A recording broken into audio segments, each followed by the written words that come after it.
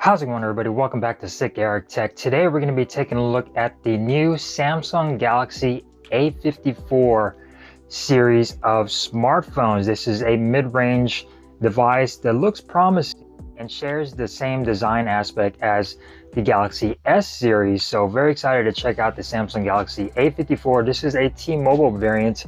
We're going to be checking out this device, of course, the uneventful unboxing, and go on over through some of the settings and some of the specs for this device to see if you might want to pick this up instead of the S series. So we're going to check that out. First and foremost, guys, thank you guys for joining me here on Sick Eric Tech. Be sure you're subscribed and click that bell icon. That way you don't miss out on future videos of this device compared to other devices that I have as well. So let's go ahead and take a look at the new Samsung Galaxy A54. Let's go.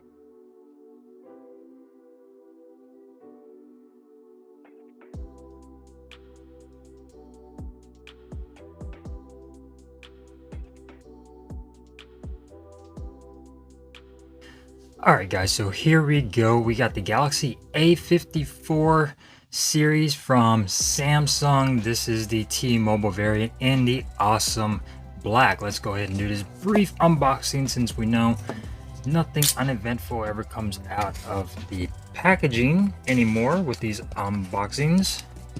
So let's go ahead and take a look at the device itself. We'll set it up and go over some of the settings. So as far as the top portion of the box, you get all your paperwork, your SIM ejection tool, both for charging. Again, no charging cable is included in the box. You get your quick start guides and things like that. Set that aside, nothing else in the box. Now they definitely stepped it up a bit this year with more premium materials. Let's go ahead and take it out of its plastic.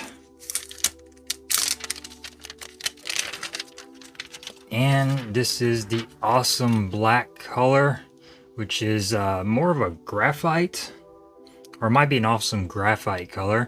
But as you can see, it is a glossy back, but again, different from previous years. This is a glass back. I would have preferred a frosted glass back, and you could see the similarities to the Galaxy S23 when it comes down to design quality. They are definitely making everything more uniform with these camera cutouts on the rear. So that is really good that Samsung has some unity and some similarities from the A series to the S series, and holding these apart from far away, you wouldn't know that this is a series. You would think this is a Galaxy S23. So talking about some of the specs on here, you get a 6.4 inch Super AMOLED display with a resolution of 1080 by 2340. It does have a 120 Hertz. HDR10 Plus is supported here, 1000 nits, so it's a pretty decent brightness screen, and it does have Corning Gorilla Glass 5 on the front and on the back, so that's really good. It's going to be nice and durable. The frame is going to be made out of a polycarbonate, which is pretty much plastic. And so yeah, they definitely stepped up the game with their A series, making them a bit more premium. 5000 milliamp hour battery and 25 watt wired charging. No wireless charging on this, unfortunately. So taking another quick look at the rear right here, you get your triple camera setup with your 50 megapixel main sensor, which is an aperture of f1.8, a 12 megapixel ultra wide aperture of f2.2, and a 5 megapixel macro sensor, which is pretty much useless. I would have preferred a telephoto, but that's why we got the S series.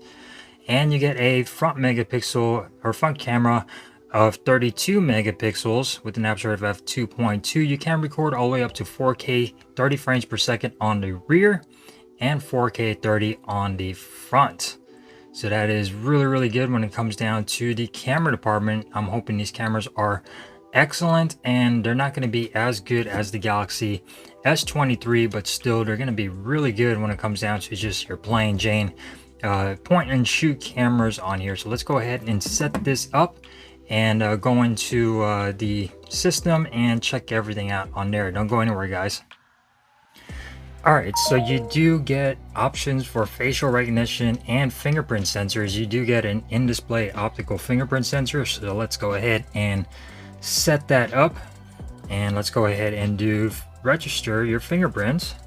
So you're just going to pretty much lay your fingerprint on there. And pretty much the same process with the S23s. So going by pretty quick with that fingerprint sensor. Nice haptics, definitely not as strong as the S series. A little bit springy, but still actually not that bad considering that this is a mid-range smartphone. Let's go ahead and do another fingerprint. And this phone can be found for a little under $500, about $450, especially on T-Mobile. You could probably get some good deals if you add a line and get this phone for free on T-Mobile. So a lot of good deals on this, and it's definitely worth the price, especially with this new better design quality on here, or build quality. As you can see, the bezels on here are quite chunky compared to the Galaxy S23's bezels. You can see right there, way chunkier, but this phone is larger with that 6.4 inch display. So if the S23 was a bit small for you, this one might actually do the job with having that larger display. But again, you do have plastic frame compared to your aluminum frame on the S23, but still feels really good in the hand. I don't mind the plastic. I'd rather have a plastic frame than a plastic back. I'd rather have a glass back, but then again, I wish this was frosted. As you can see, it's picking up quite a few fingerprints.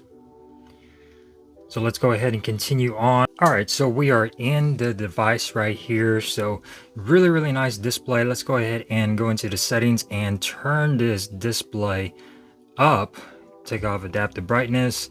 Now you guys get a better idea how this display looks.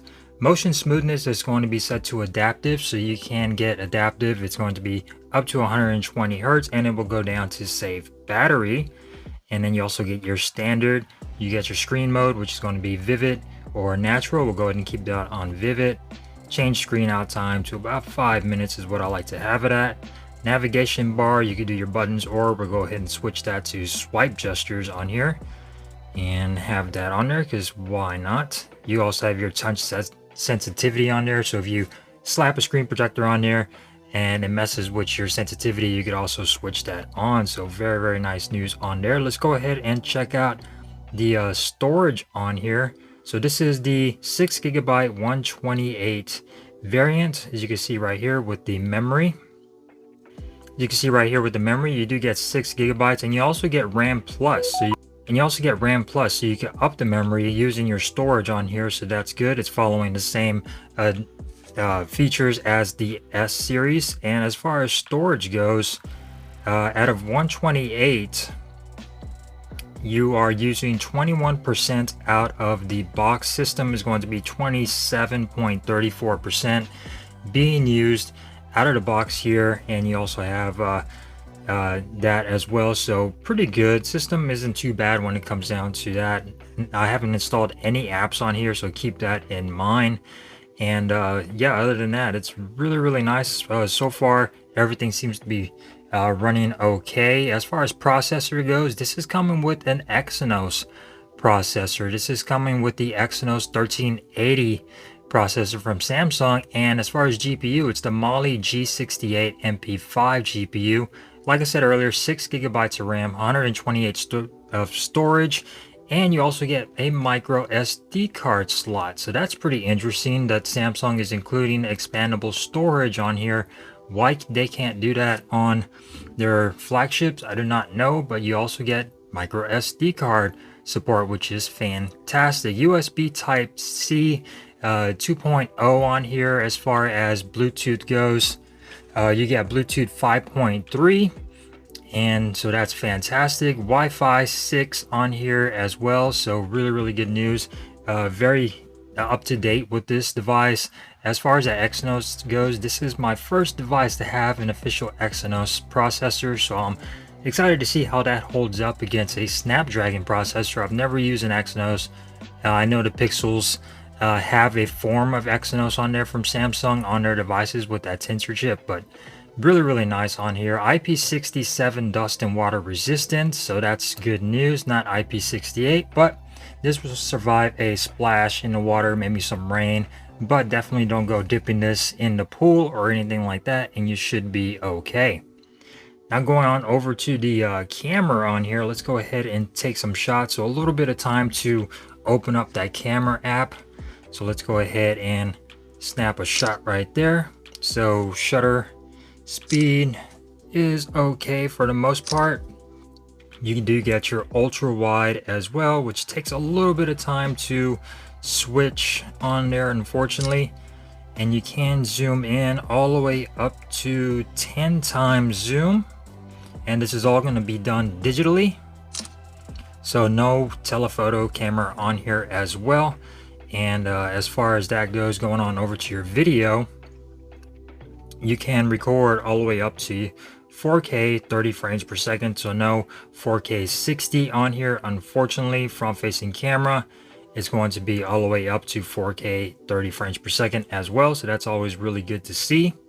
And you also have a fun mode, which is going to do filters and everything from Snapchat and things like that on your phone. So you could play with that if you want to and create some filters, which is pretty cool.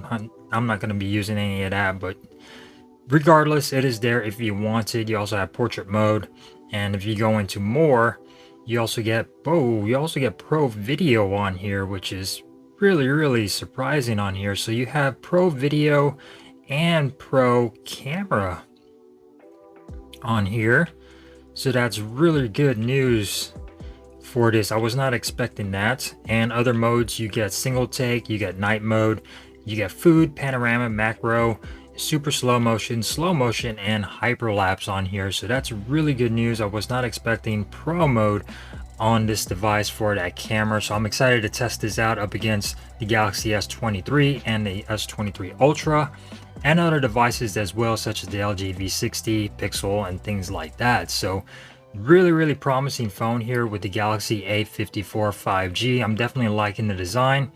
It feels a lot more premium than last year's A series, so that's a step up. Maybe not a fan of the bezels on here. Fingerprint sensor seems to work pretty well. It's pretty fast on there as well, so no issues. So I'm definitely excited for the A54 from Samsung. You could probably pick this up on T-Mobile right now for a pretty decent price. Are there other devices at the same price that are better? Probably, especially this doesn't have wireless charging, and the bezels on here are quite thick, and you do get a mid-range processor on here. But still, for the price, I think this device will do pretty well for most people. If you're not looking to go spend $1,000 on a Galaxy S23 or anything like that, this might be a good alternative to that. So as far as size comparison go, here is the Galaxy S23 Ultra. Here is the Galaxy A54 5G, and here is the Galaxy S23. So as you can see, difference in size, and as you can see when it's all nice and clean, different camera here also filming this video. It looks more of an awesome gray, which is going to be awesome graphite, not awesome black. And I actually like this color. It's not a black like the Galaxy S23's black, but it's a nice gray color. So as far as size goes, it's right smack dab in the middle between the S23 and the S23 Ultra, probably the same size as the Galaxy S23 Plus. So very nice and looks really good. So I just wanted to do a quick size comparison between these three phones, just that way you get an idea of the size of the Galaxy A54. Alright guys, so this has been the unboxing and first look at the Samsung Galaxy A54 from T-Mobile. This is the T-Mobile variant, and stay tuned to the channel. I'm going to be doing a lot of comparisons between this and the S series as far as cameras and things like that, some display comparisons and everything like that. So make sure you're subscribed to Sick Eric Tech, and be sure you click that bell icon, that way you don't miss out on those future videos of the Galaxy A54 from Samsung. So thank you guys for watching. I really appreciate it. If you enjoyed this video, give it a thumbs up. If you didn't, give it a thumbs down. That is quite all right, and I will see you next time here on Sick Eric tech. You all stay safe out there, guys. Peace.